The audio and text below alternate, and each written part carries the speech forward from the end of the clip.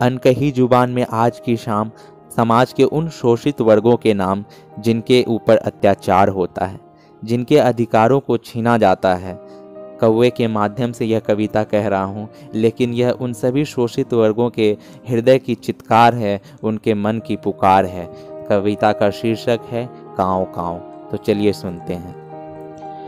कौवे की काँव काँव क्रांति का उद्घोष है और उसका जीवन संघर्षों की मिसाल। वह बहुत कुछ सोचता है, बहुत कुछ चाहता है, उन असीम वेदनाओं को मतता, अपमानों को कुरेदता, अंतर मन में कुढ़ता, अधिकारों के खोज में तीतर बीतर उड़ता है और अपने संपूर्ण साहस को बटोर कर काँव काँव करता है। वह खोजता है अपना कसूर कि क्यों माँ ने उसे नहीं अपनाया, क्यों उसकी पहली आवाज पर अपनों ने ही घोंसले से नीचे गिराया। वह रेंगता, अपनों से ही बचता, झाड़ियों में छिप गया और बचपन को सिसकता उसी पीपल पर छोड़ दिया। किसी ने बताया वो माँ नहीं थी तुम्हारी, कोयल थी जो काग बनी बैठी थी। जन्म लेते ही तुम्हारे अधिकार हड़प कर धकेल दिया तुम्हें घोंसले से, जो उसका कभी था ही नहीं। फिर कौन है माँ और कहाँ चली गई, क्यों उसने नहीं पाला और मरने को छोड़ गई। वह रोता है, क्रोध से चित्कारता है, पागल सा होकर काँव काँव करता है।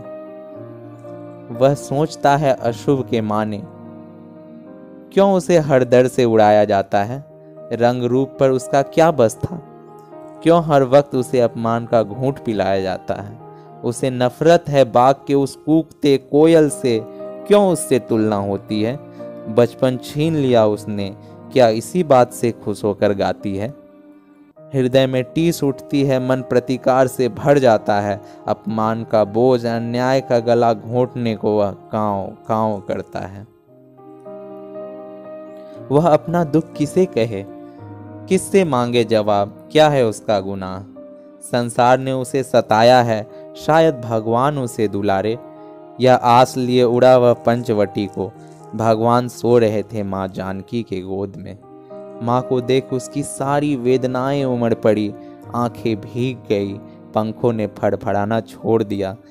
भावना में विह्वल हो माँ के गोद में समा जाना चाहा, अपने जीवन भर के दुखों को पल भर को भुला जाना चाहा। न जाने क्यों माँ मेरे अचानक गोद में आने से घबरा गई।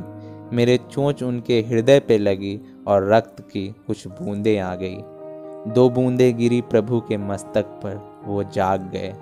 माँ को देखा एक नज़र और बाण साध गए। क्यों उन्होंने कुछ नहीं पूछा और मेरा एक आंख बेध दिया। भगवान थे वे, कैसे अनजान रहें, क्यों अन्याय किया। इस अन्याय का जवाब मांगता वह युगों युगों से उड़ता है, विद्रोही होकर चीखता है, कराहता है, काँव काँव करता है।